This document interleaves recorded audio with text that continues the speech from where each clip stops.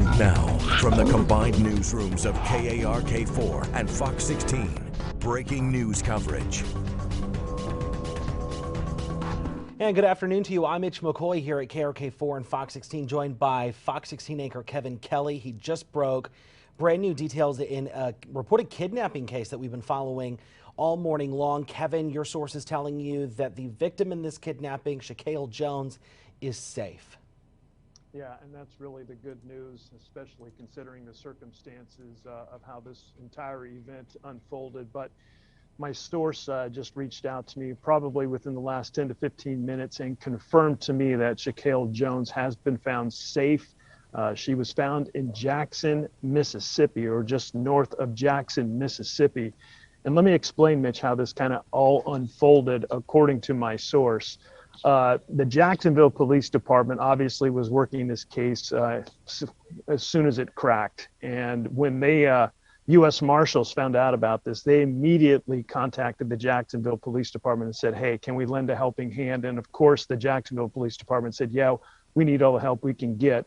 And so the two of them kind of coordinated the search efforts, and they immediately contacted Shaquille's family members, at which point in time, one of the family members said, hey, Shannon Deshaun Jones, my son, let me put him on the phone. We need him to reach out to you guys. And so that's kind of how it all unfolded. Shannon Deshaun Jones, the suspect in this case, picked up the phone and actually contacted U.S. Marshals and told him that I know it's just a matter of time that you guys are going to find me. I want to turn myself in. U.S. Marshals then said, well, we first want to talk to Shaquille Jones to make sure she's safe. She got on the phone, and according to my source, she was scared, or at least she sounded scared, but she was safe. And so what they did at that point is they directed Shannon Deshaun Jones to the nearest law enforcement agency. And while they were talking to him, they were on the phone with the law enforcement agency in Jackson, Mississippi, saying, hey, be on the lookout in your front parking lot. A car's going to be pulling in any minute, and you need to take this individual into custody and then make sure Shaquille Jones is safe. That's how it all unfolded. It went down earlier today in Mississippi, but we're told that Shaquille is fine. She's safe. She's currently being examined by medical personnel, which is standard procedure in any situation like this to make sure she's safe and sound. But this is all over. And Shannon Deshaun Jones was reportedly in a stolen car. I did not get the details of that stolen car, but my source is telling me that the car that they pulled up in was in fact stolen. He was taken into custody. Not exactly sure what charges he will face at this point in time or when he'll be extradited. But Mitch, that's really how it all unfolded. That's so interesting. I'm so glad that Shaquille is safe, Kevin. Yeah. And there had been a search happening for a better part of the morning, since about 5, when, according to Jacksonville police, she was kidnapped by her estranged husband, the man we see there on the right-hand side of the screen, and talking about a Toyota Corolla that they were in. It would be interesting to see if they were still in that. That was obviously a car that you'd want to say is hot, because you have every law enforcement officer in the state looking for that car. You know, Kevin, it's interesting. We were talking about this on Facebook, especially when we started hearing of it, started developing at about 10:30 or so this morning. And we were talking about how important it was for people to share the video that we were doing, because at that point, Shannon Deshaun Jones Jr. Would have had a pretty good head start. And sharing all of the video and getting the video into hands of other viewers, especially in surrounding states like Texas and Mississippi, which is where, of course, they found both Shaquille and Shannon. What do we know about Mississippi? Do we know anything? Were they just driving? Do we know if he has family? You know, and that's a good question. But right now, yeah, that is one of many questions that probably need some answers, Mitch. You know, why Mississippi, and then why all of a sudden did he possibly change his mind and say, you know what, I want to turn myself in. It could have been because the video had been circulated not only throughout the state of Arkansas, but in neighboring states, kind of like what you mentioned. And he could have been monitoring this on his cell phone and realized, you know what, that the heat has been cranked up. My image is out there. The car description is out there.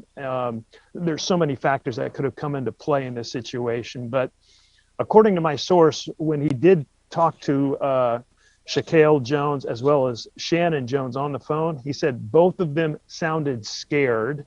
I thought that was interesting that he said both of them sounded scared, and that he realized that it was just going to be a matter of time before he was caught. So that kind of gives an indication that he realized at that point in time that the heat was on, and that he didn't have far to go before they eventually were going to catch up to him. And he probably came to his senses and realized, you know what, it's just not worth it. I need to turn myself in. So that's why he reached out to U.S. Marshals. Well, it's amazing, Kevin, because I'm so glad the U.S. Marshals were able to get them on the phone, because in a lot of cases like this, people ditch the phones and they turn them off, and at that point, you know, communication's lost. Yeah, and at this point, we're not exactly sure, you know, how they were able to track him down, other than him picking up the phone, contacting his family members first, and then Jacksonville police and the U.S. Marshals working together contacted the family, which you would think any investigative agency would do as a starting point to see if there's been any contact. And then a family member told both the Jacksonville police and U.S. Marshals, you know what? Yeah, I have been in conversation with Shannon Deshaun Jones. Let me have him call you, because that's what he wanted to do. You know, and this is one of those very fortunate situations or cases in which you had a willing suspect who, you know, wasn't trying to hide, was tired of running, and then actually made the correct decision and picked up the phone and said, you know what, I'm done. You know, tell me what to do and where to go. Well, and it sounds like family members were pretty big in this operation. Yeah, they definitely played a significant role in helping this come to a peaceful and safe conclusion. Thank goodness for all parties involved. Not that I'm implying that something bad would have happened. You just never know in a situation like this. But if both individuals say they were scared, or at least sounded scared, you know, that certainly can raise some flags and cause alarm, especially for family members. But like I said, Mitch, I mean, it's never a good case scenario when someone is allegedly kidnapped. But in terms of a best case scenario and as to how it could ended, this is definitely one of them. This is something that law enforcement works towards. I mean, we all know how critical a case is in the beginning hours. And Kevin, no, I get what you're saying. I mean, here's the thing. Jacksonville police say they were investigating a reported kidnapping. You add in the factors that she only had a shirt on, no pants, no shoes. It's an estranged husband. These are all red flags to law enforcement. Yeah, especially, you know, when you are provided those kind of details and specifics right out of the gates. You know, that tells me that this was unexpected. In terms of Shaquille Jones, she didn't plan on this. She wasn't a willing participant. I would imagine if she was, she would have been dressed differently. But as you mentioned, Mitch, when you hear that those are the items, the only few items that she was able to collect or get at the time of this of this alleged kidnapping, that immediately raises red flags. And like you know, Mitch, and certainly law enforcement, U.S. Marshals know, the first 48 hours is critical anytime someone is taken. So you have to act quickly. And that's exactly what the U.S. Marshals and Jacksonville Police Department did. And, you know, they had a little bit of luck on their side, because the suspect in this case, Shannon Deshaun Jones, had been in touch with family members and again realized, you know what, I'm not going to win this race. I'm scared, and I need to turn myself in. And that's exactly what happened.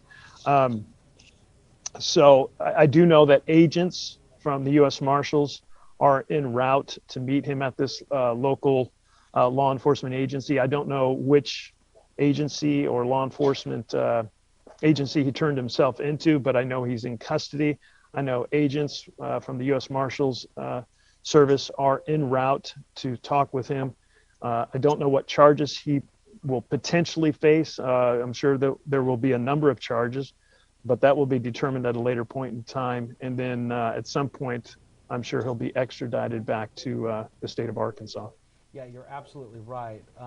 You know, we have the so many different aspects to this case. I mean, you have the Jacksonville Police Department. You also had the authorities from the U.S. Marshals Service.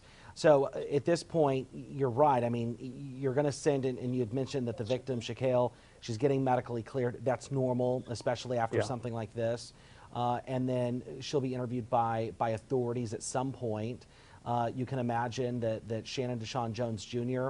Will be interviewed by whether it be Jacksonville Police, since they'll be the investigating agency, one could assume, and this is where the investigation goes from here. So, Kevin, thank you very much, sir. I appreciate your time and being able to come on and give us an update on this story.